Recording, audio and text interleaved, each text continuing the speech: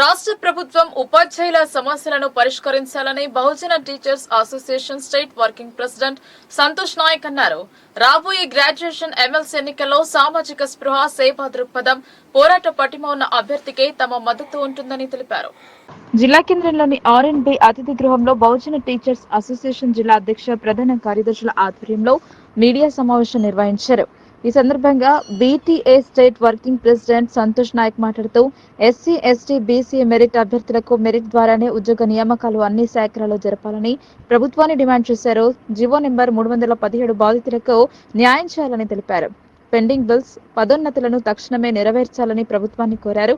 సమావేశంలో రాష్ట్ర అసోసియేట్ అధ్యక్షులు B Sagar, vice president Prakash Pawar, Bheemudu Nayak, Syed Yusuf, Srinivas, Ravi తదితరులు పాల్గొన్నారు.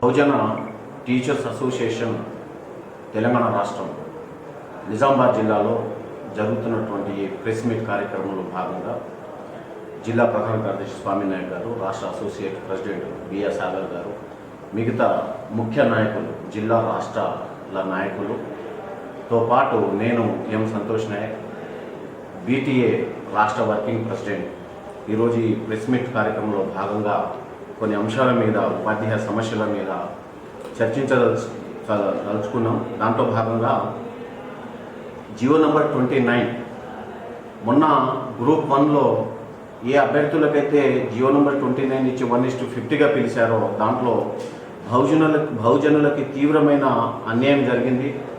మెరిట్లో అత్యధిక మార్కులు సంపాదించినప్పటికీ వారి రిజర్వేషన్ కేటగిరీలో మాత్రమే చూపిస్తూ ఉన్నారు. తద్వారా వీళ్ళు రిజర్వేషన్కే పరిమితమైనటువంటి ఆస్కారం ఉంది. మెరిట్లో వచ్చినా కానీ ఇవ్వకపోతే అది ఈ వర్గాలకు తీవ్రమైన నష్టం జరుగుతుందని ఈ సందర్భంగా తెలియజేస్తా ఉన్నాం. ఇక రెండో పాయింట్, జియో నెంబర్ 17 గత ప్రభుత్వంలో ఇచ్చినటువంటి జియో నెంబర్ 317లో భాగంగా చాలామంది స్థానికతను కూడా కోల్పోవడం జరిగింది.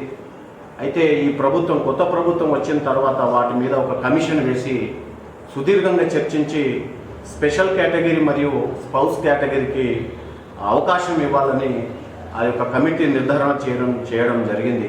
మరి ఆయా జిల్లాల్లో 317లో వెళ్ళినటువంటి అభ్యర్థులు, వారికంటే ముందున్నటువంటి సీనియర్ అభ్యర్థులు ఎవరైతే రిటైర్డ్ అవుతా ఉన్నారో వారి యొక్క ప్లేసెస్లో విడతల వారీగా మిగతా టీచర్లను నింపుతూ వారికి స్థానికత కోల్పోకుండా చూసుకోవాల్సిన బాధ్యత ప్రభుత్వం మీద ఉందని ఈ సందర్భంగా తెలియజేస్తా ఉన్నాం.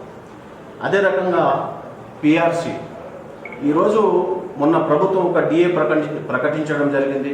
ఇక పిఆర్సి విషయానికి వస్తే ఇప్పుడు పెరుగుతున్న ధరలకి అసలు ఈ అన్ని వర్గాల, అన్ని రంగాల ఉద్యోగుల యొక్క వెన్నెముక విరిగిన పరిస్థితి కనిపిస్తూ ఉంది. కాబట్టి వచ్చే కొత్త సంవత్సరంలోనైనా 2025లోనైనా పిఆర్సిని ఇమీడియట్గా ఇంప్లిమెంట్ చేసి ఈ యొక్క ఉద్యోగ వర్గాలకి వీరి యొక్క సమస్యను పరిష్కారం చేయవలసిందిగా కోరుతా ఉన్నాం.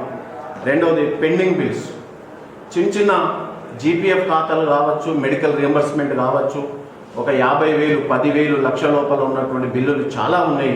వాటిని కూడా సకాలంలో ప్రభుత్వం నిధులు మంజూరు చేసి ఖచ్చితంగా ఆల్ ఎంప్లాయీస్ మరియు ముఖ్యంగా టీచర్లకి అవి విడుదల చేయాలని ఈ సందర్భంగా కోరుతా ఉన్నాం.